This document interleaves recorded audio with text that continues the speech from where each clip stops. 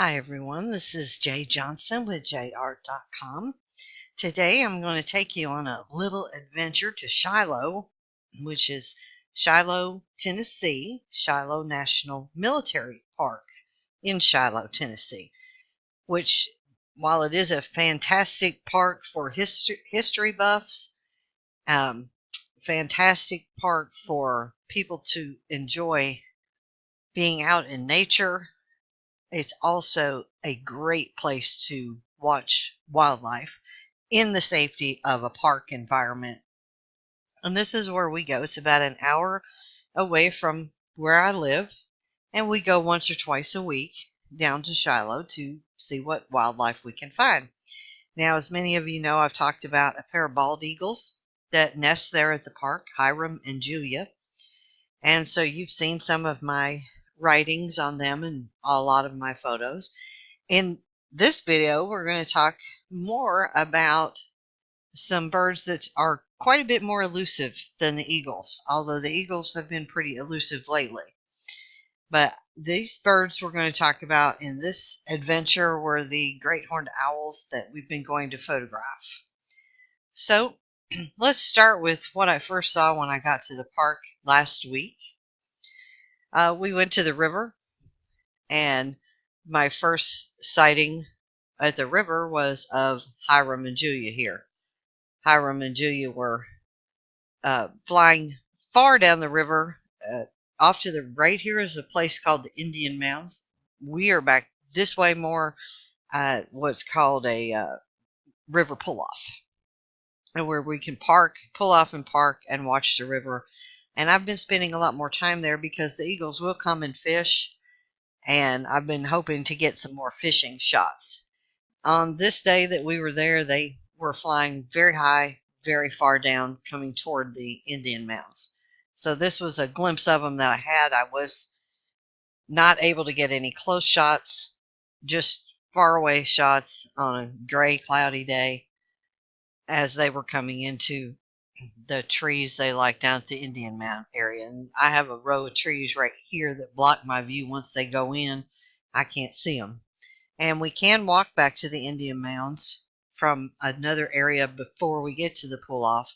However, with it being bug season and tick season and all that, I don't care to walk back there during this season.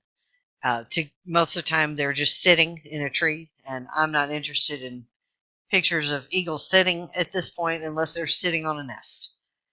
So I've been spending more time at the river pull-off and just watching for them to go fishing. But this was the only glimpse I had of them on that day.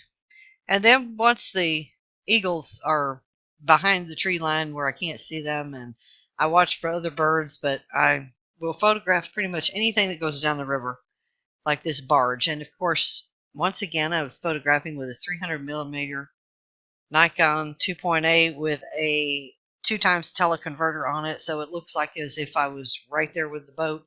However, the boat was quite a bit far away from me. But it was something to photograph. So I was watching this barge go down the river. And then we drove on into the park, and I spotted one of our wild turkeys. I shot this from the car as the car was moving and the turkey was moving. So it's not a very good shot, but I think they're just the coolest looking birds. They're just really hard to get. And then we went down this other road, what I call the deer way, because there's a lot of deer. And it goes through past a bunch of open fields, and then it goes through trees into the forest area. And this is where we were at when I spotted this fellow. I actually had my husband stop the car so I could jump out and get his picture. And I was trying to walk closer as I was photographing. As you could tell, I'm cutting off his feet now. And was just kind of seeing what he was going to do. He's going to be a nice looking buck this year. We have several, and this is one of the nicer looking ones that I've seen in a while. But he just watched me as I got closer, and he continued to eat. And then he decided, nah, she's getting too close. So he decided to meander into the woods, and I got him between this pair of trees here. I framed him up using the trees. Of course, there's a leaf in front of him, so it wasn't the greatest shot. This is also on the same road, but after we made another loop. We were coming back down the road about 15, 20, 30 minutes later, and I spotted this flock of wild turkey. And there was many more than this. They were off to the side over here, and there was one over here, and they were all moving. It was very hard to keep up with them, so I figured it was best to focus on one bird. So I got this one that was going across the road. Oh, there's the group again. Tried to get them as a group, and I went back to the one because I was having better luck with him, the one on the road. It was kind of fun to watch how fast they move. And I'm out of the car at this point, walking towards him, and so he's moving faster because he doesn't want anything to do with me. But they're awful fun. And then on down the way, same buck again.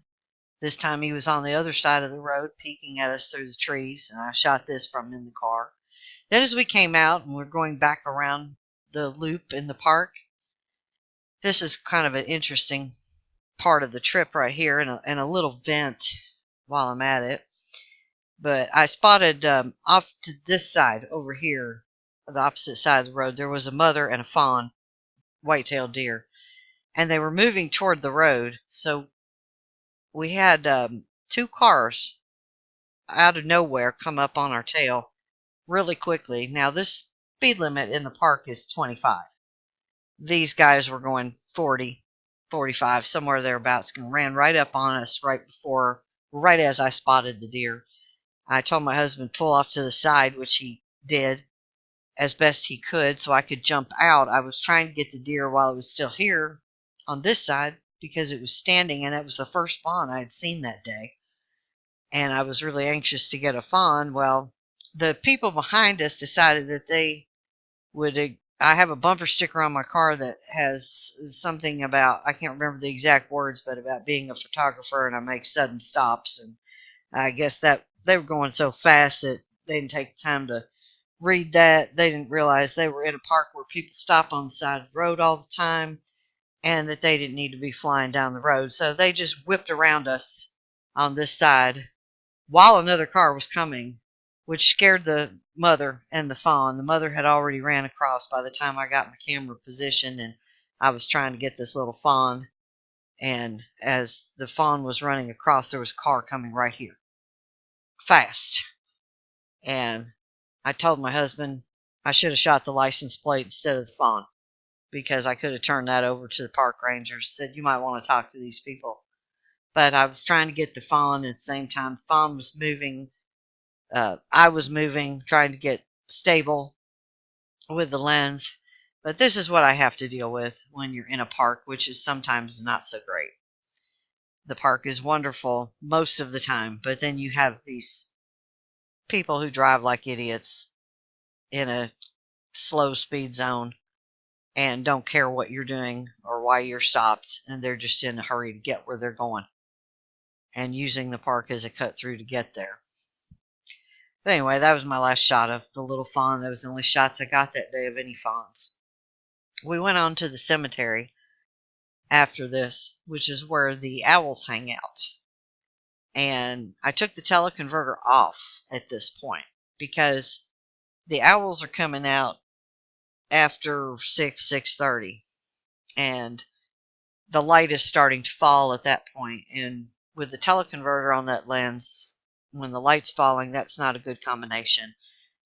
So and we can get pretty close to things. So I took the teleconverter off so I could walk around in the cemetery and didn't have to worry about it later when the light got too low. Found this little guy. So I made a few photographs of him, just testing things out, testing my lighting, what my settings needed to be, my exposure. These little squirrels are so funny. They just sit on the headstones like they're little chairs. Here's a little bluebird. The cemetery is loaded up with bluebirds. This little guy sitting on the headstone was so cute. and then he flew across and got up in the tree. That was a tough shot because he was pretty high up there, and I'm focused on this little bitty bird, and my camera wanted to focus on everything except this little guy. But I finally got a couple shots of him sitting up there on the branch. Then coming back, we'd heard the owls calling, so we were coming back and toward where they were calling from. And I thought this was a neat shot, the way the sun was setting and coming through, and this one flag right here by this headstone was illuminated by the setting sun. I thought that was really a neat shot, so I decided to keep that one. Then I saw something move out of the corner of my eye and found this little guy in the cemetery, or girl. I don't really know if it was male or female, but it was real skittish. Obviously, it may be a stray. It may belong to one of the park rangers in one of their properties around the park. I don't know. But he was scared of us. So it was running, but I was getting photos. And then it went down and laid on the brick wall. So I got a few more shots. It's cute. And still all around, I'm looking for owls. So we're walking around and around the cemetery. Because they're calling. We can hear them. We just couldn't see them yet. This is a little kingbird. Just like the bluebirds and the squirrels, they like to sit on the headstones. And this little guy was sitting there real cute in front of me. And I decided to photograph him while my husband was off over here talking to some other visitor in the cemetery who, believe it or not, was in the cemetery looking for Pokemon. So that was quite interesting. So I'm photographing this little guy and got a couple good shots of him as he flew around the cemetery. Then I found another pair of bluebirds, older adult female and a young bluebird. And I found a tree that looked neat, so I thought I'd photograph that. And then I finally found one of the owls.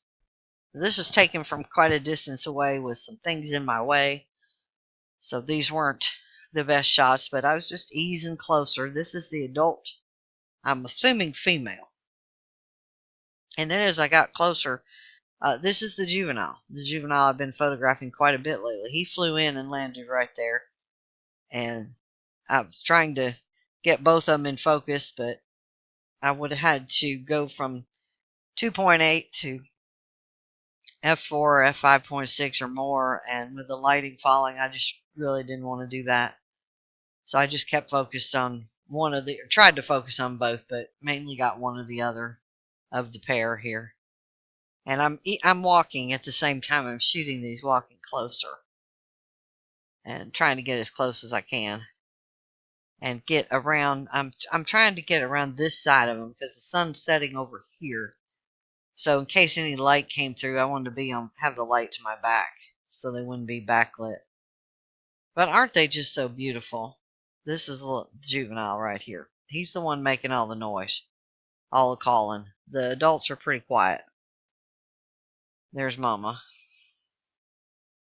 I'm assuming it's Mama. It just looks like Mama to me. And so I'm just easing closer. And the way I go closer is I try to wait till they're not looking at me, because I've been able to sneak up on them really good when they have their head turned the other way. I can do several steps at a time, but when they're looking at me, I do 2 or 3 steps and then stop and take a picture or two, and then 2 or 3 more steps and then stop, just to keep them from getting scared. I've seen some photographers, especially new photographers, and I did the same thing when I was just starting out. Run right up to them. Oh, I want to get a picture. And run right up to them. And you do that, and they're going to fly. So I do 2 or 3 steps at a time when they're watching me. And just kind of ease up on them.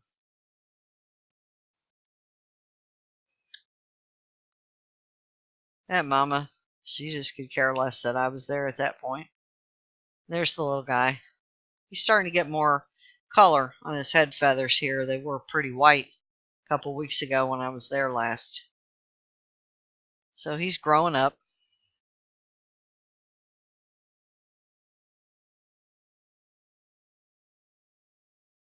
And he wasn't as skittish as I thought he would be that day.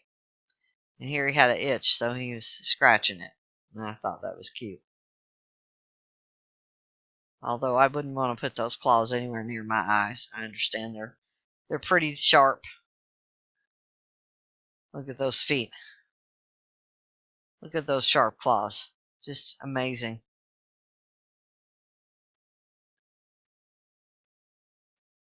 But he sat there pretty good. Then he started shifting around. He was going to turn around and fly off. And, of course, I'm too close for a flying shot, as you'll see here in a minute, because once those wings open up, see, he darts off that branch and just quick as could be, and those wings open up and take off. So I started focusing on Mama then. And there's quite a few of these shots. She was hot, sitting with her wings out. And it was a hot day. It was probably 95, 98 when we were there that evening last week. But I was just tickled. I was getting some really good shots of her up nice and close. So I took quite a few in this location. And just kind of scanned through these. And she's turning. Look at the feet.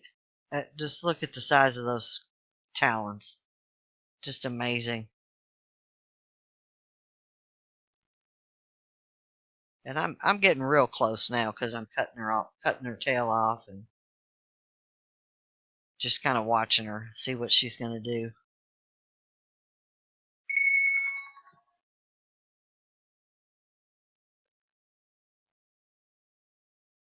So she turned around. I backed off a little bit here because I felt I was getting too close. I might scare her, and I knew I was cutting off her tail and feet, and I wanted to get her whole body in the shots best I could. And I'm trying to move around to the other side to get in front of her. So if she did fly, maybe could get a shot. Backed off a little more. Then I got around in front of her. And then I started easing down closer again. And here she's watching my husband, who's over here. He was shooting with my second camera with a different lens. And he was shooting her from this side. And so she's watching him. And he got a little nervous. He wouldn't get near as close as I would. But, she looked pretty relaxed. She was hot. But pretty cool, pretty relaxed. In fact, she sat there this whole time to the point where right after I shot this, I said, well, she's not moving. Right now, let's go walk around, see if we can find where the other one flew off to. So we started walking around. I found an armadillo instead of the other owl. So I photographed him, a few shots of him. Then coming back through the cemetery, found the adult again up on a branch here. And then there's the juvenile flying off. And actually, after I found this bird, right before I saw this bird, we had been walking toward this bird. And my husband says, oh my, there's one right there on the headstone. And literally right in front of us, 3 feet in front of us, there sat this one, which was the juvenile, on a headstone. Neither one of us got the shot because as soon as we raised the cameras up, this is what happened. He took off flying, and we were too close anyway. All I'd have been able to get would be his head. But this is him flying to another location. And then here she is again. We started focusing on her, and she's getting attacked by these mockingbirds. And they are just beating her up on the backside. She's sitting there putting up with that. And I think it's crazy. Why are you putting up with this little bird beating you up? Why don't you? That owl could kill this little bird in no time if it wanted to. She's giving it some evil looks, but here he is again, coming back, whacking her again. And she finally gets to where she's had enough of it. And she says, okay, where am I going to go now? So he beats her one more time. and she takes off. And of course, I'm real close at this point. Missed the shot. I mean, we're talking real low light here. I'm moving, the owl's moving. I'm trying to shoot through tree branches to get a good shot of her. Finally got on her. And here she is, flying toward the river side of the cemetery where the river is. And this little mockingbird here following her. And then she got down a little ways, and we thought this was the mockingbird on top of her. Turns out the kingbird picked up where the mockingbird left off. And the kingbird jumps on this owl's back. I mean, look at this little guy. And he's just beating on her on the back while she's flying. Just riding on her. I mean, he's actually sitting on her, pecking at her head as they're going through the cemetery. Look at that. Isn't that crazy? Brave little birds. Then we finally found her again once she got down there and got situated.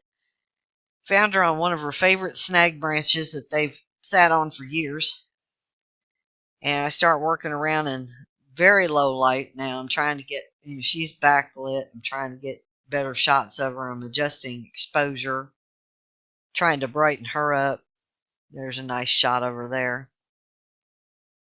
And I'm trying to work my way around to the other side to get in front of her. My intent, I had my husband behind her back here with the other camera. And my intent was that if he walked around behind her, she would fly this way and I might get a flying shot coming off the branch. But she just didn't act like she was interested in flying. And so I keep working my way around, and then I decided to go up as close as I could go. So that's what I'm doing here, just kind of easing closer. See, she turned her head around, so I made several steps trying to get closer.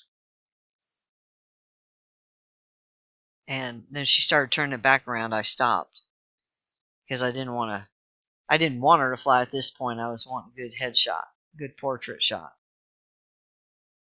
And in just a second here, you'll see I get even closer. And there's the look. She starts giving me this look. And I'm not real sure about this look. So at this point, I start getting a little nervous. Because when you've got an owl looking at you like this, it can be a little bit concerning, especially when, you're right here under the tree where she's sitting in. And I started getting a little nervous, so I started thinking about, it's time to go. But this is the one I wanted to work with, this photo, for a piece of art. Because I just love her eyes and her look. And she finally looks away from me. And then she starts thinking about flying off. Which she did. Right after this, she flew off. And of course, she totally covered my lens. I didn't get any good shot of that. After she flew off, we left the cemetery to drive back down by the river to see if we could find the twin fawns who we normally see right by the cemetery, but we didn't see them. And as we were coming back up past the cemetery, I spotted her again. She had flown and gotten on one of the tall headstones in the cemetery. Or actually, that may be the juvenile. Yeah, that's the juvenile. He was calling her. And that's not a very good shot. But we went from here then to the eagle's nest. And this is almost dark when this is going on. And here sat one of the eagles in what we call the roosting tree, which is right across the street from the nest tree. And I don't know which eagle this was. It's mostly dark. I couldn't tell. I just shot a picture basically for reference. But this was the only one there that I saw. And that was my extent of the day.